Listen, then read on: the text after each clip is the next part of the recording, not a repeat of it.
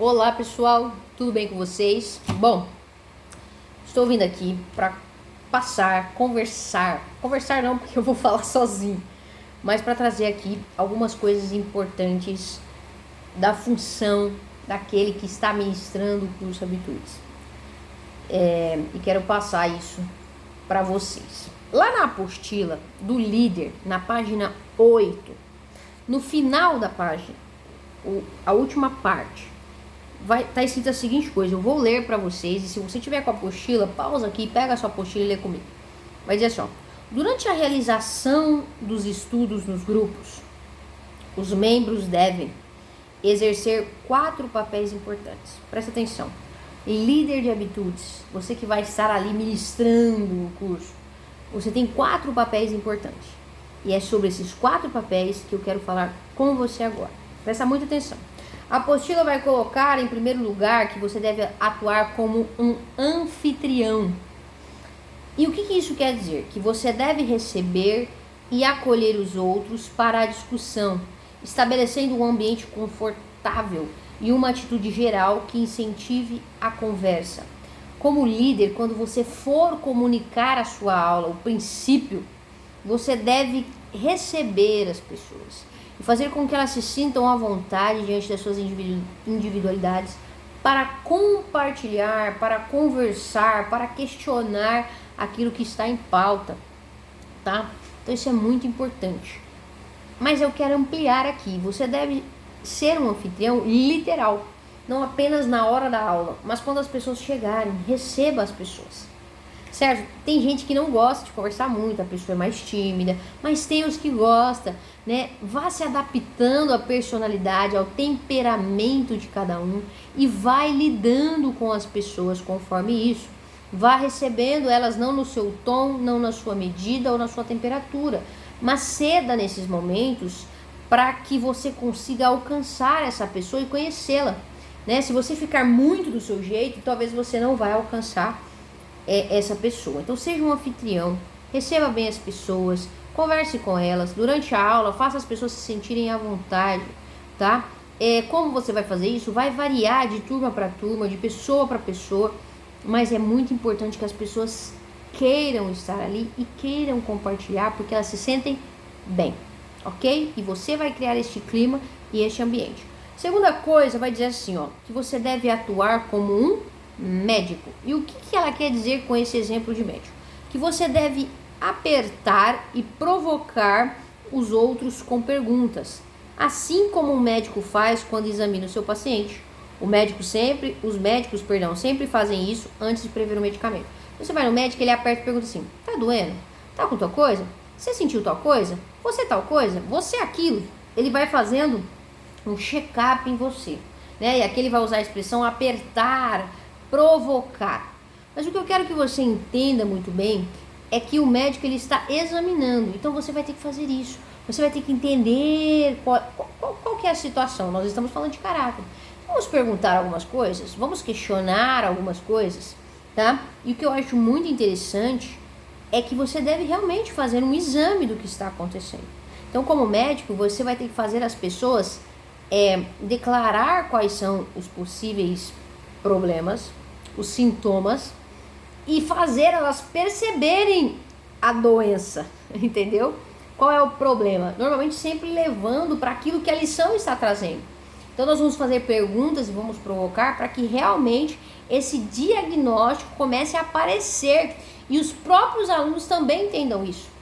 Isso é muito importante. Gente, eu sempre gosto de dizer que as pessoas fazem habitudes para ter certeza de que elas não têm caráter, para ter certeza de que elas não têm o que as lições estão dizendo, não para ter certeza que tem, porque a gente realmente precisa provocar isso nelas, né? O médico ele provoca em nós muitas vezes algumas preocupações. Se a pessoa às vezes ela é hipocondríaca, não, mas se ela não é através desse diagnóstico que a gente vai caminhar para os remédios, tá? Então isso é muito importante. Terceira coisa, atuar como conselheiro. E o que seria isso? Como bom conselheiro, você deve ouvir com atenção e comunicar-se tanto de modo verbal como não verbal, ou não verbal como está escrito aqui. Presta muita atenção. Como um bom conselheiro, você fala, você ouve ativamente. Verdade. Nossa. Enquanto a pessoa está falando, se expresse. Se conecte emocionalmente com aquilo que ela está falando. Fernanda, não sei ainda fazer isso. Você vai ter que desenvolver. E começa forçando feições faciais diante do que a pessoa está falando. Cara, a pessoa está falando uma coisa muito legal. Vou fazer uma cara de, nossa, que legal. Não é o que eu estou sentindo, não tem problema. Você vai ter que ensinar as suas emoções a se conectarem com aquilo que a pessoa está dizendo. Você vai ter que aprender a ouvir, se você não sabe. Tá? Isso é uma habilidade que leva tempo, mas se você quer aconselhar as pessoas e se você quer ser ouvido, você precisa ouvir. Preste muita atenção nisso. Se conecte com a sua turma. Escute de fato, não dê tempo para as pessoas falarem. Escute o que as pessoas estão dizendo, a ponto de você conseguir fazer pergunta depois do que elas falarem, ou usar aquilo como exemplo lá na frente. Então seja um bom conselheiro. Escute, preste atenção nas pessoas. É para isso que você está lá, ok? Quarto, não menos importante, atue como um guia turístico. O que é isso? Os guias turísticos não são contratados apenas pela interação social, mas também para conduzir as pessoas ao seu destino. Você não está lá apenas para interagir com as pessoas. Você não está lá apenas para fazer um curso bom, onde a gente vai conversar, a gente vai passar um tempo, vai ter comunhão. Há um propósito, há um destino. Imagens que formam os hábitos e as atitudes do líder. O nosso propósito é fazer essa pessoa ser um líder. E ser líder é ser exemplo. Você não leva ninguém aonde você não foi primeiro. Influenciar, mas não é para qualquer coisa. As pessoas já são influentes. Você quer que ela influencie as pessoas para algo.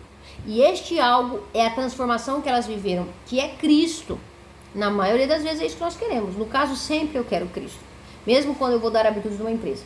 Eu quero que as pessoas foquem em Deus e que elas queiram se parecer com Ele. Que elas tenham uma renovação da mente dela. Que elas sejam transformadas por essa renovação da mente. Assim, elas vão experimentar a vontade de Deus.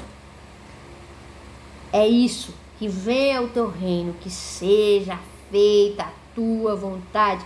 Eu quero experimentar a vontade de Deus. Eu preciso que a minha mente, ela comece a sofrer uma renovação, que vai gerar uma transformação através do Espírito Santo de Deus, que vai me fazer experimentar a vontade de Deus, que vai me fazer viver a vontade de Deus. Então, o nosso objetivo é levar as pessoas a serem transformadas. Eu preciso ser transformado para isso acontecer. Mas a partir da transformação, eu vou guiá-las ao seu destino. É por isso que o líder de habitudes tem que ter feito habitudes, porque ele precisa guiar nesse processo de transformação que ele já viveu. Então, preste atenção nisso. Você precisa ser um anfitrião. Recepcione as pessoas tanto na chegada quanto durante a aula. Faça as pessoas se sentirem à vontade, se sentirem bem, gostarem de estar ali, de querer compartilhar, de querer participar, de querer ouvir, tá? Seja um médico. Aprenda a fazer perguntas e a trazer as doenças à tona, ou os diagnósticos mesmo à tona, para que as pessoas entendam o porquê dos remédios. Elas entendam o porquê que elas precisam tomar remédio. Esse diagnóstico não é feito só por nós, porque nós não somos de fato um médico. Elas precisam entender isso. E muitas vezes com o médico a gente vai ter que fazer isso através das perguntas, para que haja um despertamento. Tá bom? Terceiro, conselho, escute as pessoas e tenha uma postura verbal e não verbal. Ok? Escute, ouça as pessoas com atenção e desejo de entendê-las. Escute o coração. A boca fala do que está cheio o coração. Existe um método de ouvir o coração das pessoas, que é ouvi-las. Por último, não menos importante, guie as pessoas. Não apenas se socialize, não apenas se conecte, mas também dê direção. Mostre o caminho, conte a história, mostre onde estão os buracos, os perigos, onde devemos ir e onde não devemos ir. Seja um guia. Deus te abençoe e Deus te capacite a ser um excelente líder que cumpra essas 4 funções e que vai ser um instrumento para que o Espírito Santo leve cada um a viver uma transformação através dessa renovação da mente, que vai levar à transformação e à renovação dos hábitos e da forma de viver. Deus te abençoe. Até a próxima.